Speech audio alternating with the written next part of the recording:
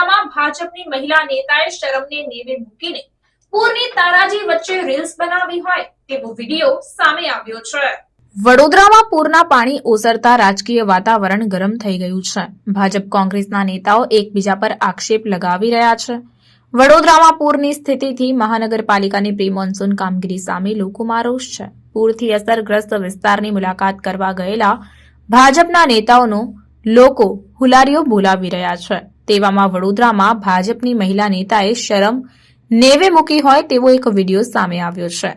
દેખ તમાશા રીલ્સ કા સંસ્કારી નગરીની અસંસ્કારી ભાજપની મહિલા નેતાએ શરમને નેવે મૂકીને લોકોની ક્રૂર મજાક ઉડાવી છે। એક બાજુ લોકો પૂરના પાણીમાં ડૂબી રહ્યા હતા ત્યારે જુઓ ભાજપની મહિલા નેતાની રીલ્સનો ચસ્કો લાગ્યો હતો। લોકો પૂરમાં પરેશાન હતા અને મેડમ રીલ્સ બનાવવામાં વ્યસ્ત હતા।